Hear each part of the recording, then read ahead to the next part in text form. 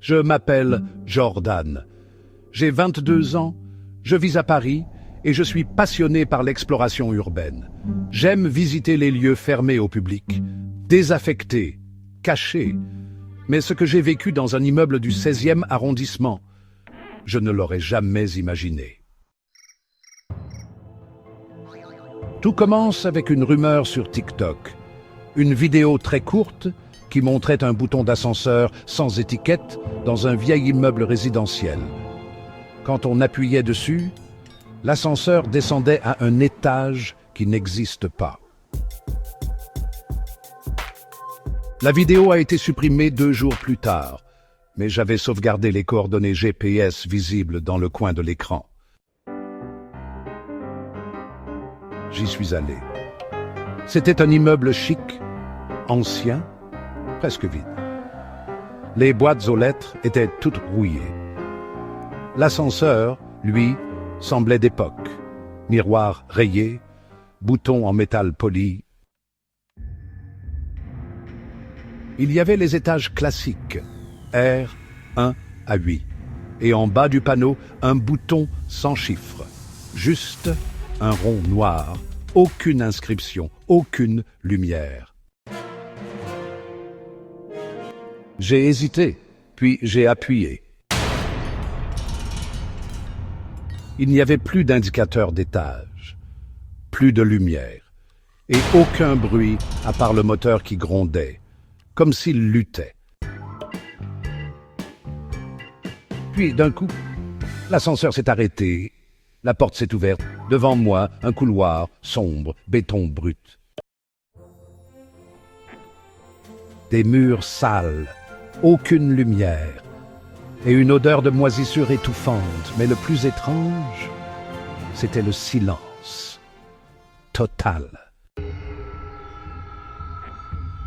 J'ai sorti ma lampe, j'ai avancé. Au bout du couloir, une unique porte en fer, gravée de chiffres, -6, comme un étage qui ne devrait pas exister. Je m'en suis approché, et juste avant de poser la main sur la poignée, quelqu'un a frappé de l'autre côté. Un seul coup, sec, et une voix calme, trop calme. « Jordan, tu es enfin arrivé ?» J'ai reculé. Cette voix, elle n'était pas naturelle. Elle ne venait pas de la gorge d'un humain. Elle semblait projetée, comme si quelqu'un récitait une phrase apprise par cœur. « Jordan, entre, tu es attendu !» C'était la même voix, mais plus proche cette fois, et j'ai juré avoir entendu un écho derrière elle, comme un souffle ou des pas. La poignée de la porte s'est tournée toute seule. Je n'ai pas fui, je voulais comprendre. Alors j'ai ouvert. L'intérieur était impossible. Je suis entré dans une pièce bien plus grande que ne le permettaient les fondations de l'immeuble. Un vieux hall, comme une réception d'hôtel, abandonnée. Des fauteuils en cuir noir, déchirés. Des ampoules rouges qui grésillaient au plafond. Et surtout, un comptoir. Derrière, un homme, très maigre. Trop. Il portait un uniforme de réceptionniste. Mais son visage n'avait pas de traits, juste une surface lisse, tendue. Pas d'yeux, pas de bouche. Mais pourtant, il me regardait.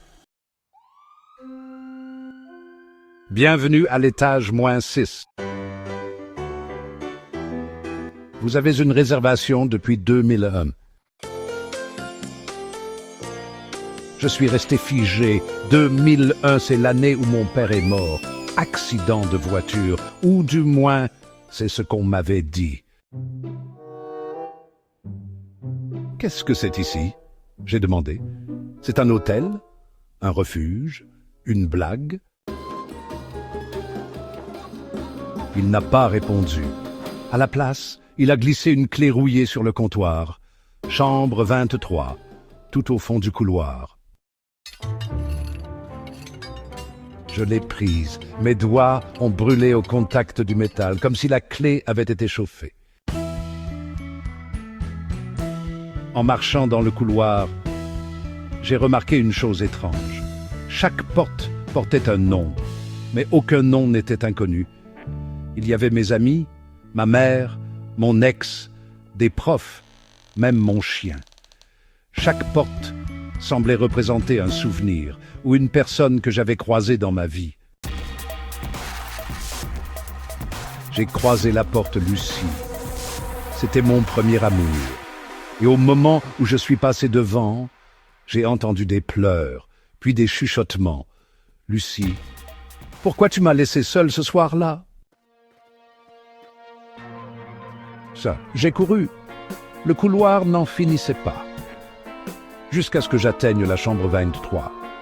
La porte s'est ouverte sans que je la touche. À l'intérieur, une chambre d'enfant. Ma chambre. Exactement comme elle était quand j'avais 6 ans.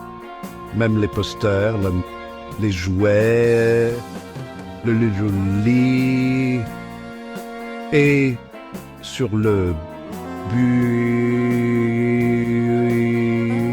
un cadre photo. J'ai couru. Le couloir n'en finissait pas. Jusqu'à ce que j'atteigne la chambre 23. La porte s'est ouverte sans que je la touche. À l'intérieur, une chambre d'enfant. Ma chambre.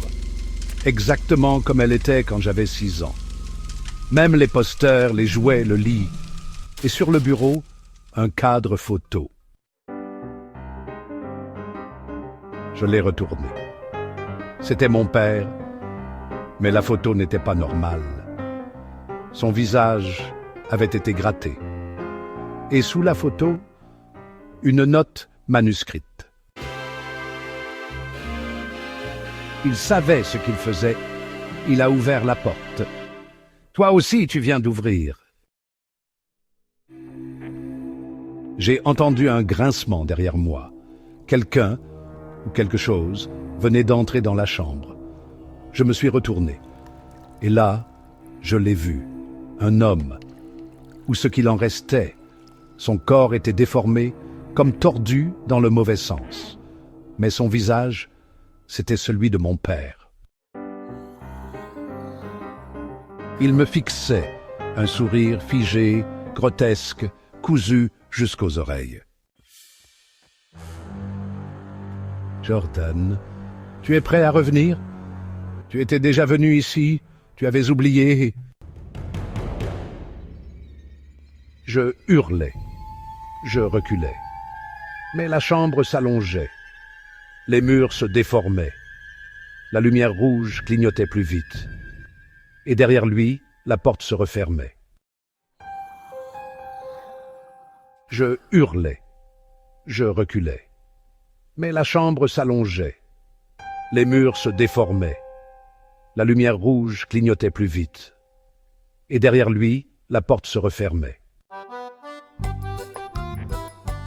Je me suis jeté en avant, j'ai attrapé la poignée, et à ce moment-là, tout s'est effondré. Le sol s'est ouvert, je suis tombé. Ça fait longtemps, dans un vide sans fin. J'ai atterri dans l'ascenseur, le vrai. Il était revenu au rez-de-chaussée. La porte s'est ouverte. J'étais dans le hall de l'immeuble. Il faisait jour. Tout semblait normal. Mais mon téléphone affichait la date du lendemain. J'avais disparu pendant 24 heures. Et sur mon écran d'accueil, un message inconnu s'affichait. « Tu es monté. Tu dois maintenant redescendre. » Quand je suis sorti de l'ascenseur, le monde semblait intact. Mais quelque chose clochait. Le trottoir sous mes pieds était plus glissant, l'air plus lourd. et les passants avaient des visages trop familiers. Trop. J'ai mis un moment à comprendre. Le vieil homme, assis au banc, c'était mon ancien prof de CM2, mort depuis 10 ans. La caissière du supermarché, une femme, croisée dans un rêve, une fois.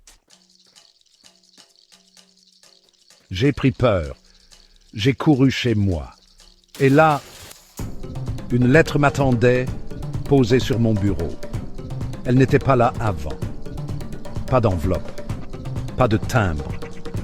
Juste mon prénom, écrit à la main. J'ai pris peur, j'ai couru chez moi. Et là, une lettre m'attendait, posée sur mon bureau. Elle n'était pas là avant. Pas d'enveloppe, pas de timbre. Juste mon prénom, écrit à la main. À l'intérieur, some character. Bienvenue dans la boucle. Tu es officiellement résident de l'étage -6. Depuis, je vis en décalé, le monde me paraît réel, mais je sais que ce n'est pas le vrai. Je vois des ombres dans les reflets, les gens ne clignent plus des yeux, et chaque nuit, à 3h03, l'ascenseur de l'immeuble réapparaît, même si personne ne l'a jamais construit. Hier, j'ai entendu frapper à ma porte. 3 coups, comme dans l'ascenseur. J'ai ouvert, il n'y avait rien. Mais sur le sol, une clé, rouillée, identique à celle de la chambre 23. Et un mot. Tu n'as pas encore visité l'étage -7. On t'attend. Alors maintenant, je vous parle depuis cet endroit. Peut-être que vous pensez que je suis fou, ou que c'est une histoire, un creepypasta.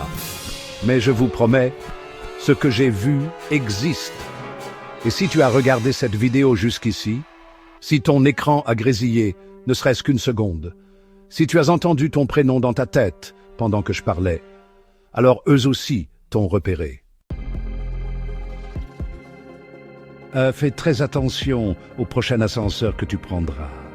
Et si tu veux savoir ce qu'il y a à l'étage -7, abonne-toi, commente, je suis prêt si tu veux que je continue cette histoire. Et surtout, partage cette vidéo avant qu'elle ne disparaisse comme moi. Parce que la prochaine fois que tu entendras ton prénom dans un endroit vide, il sera déjà trop tard.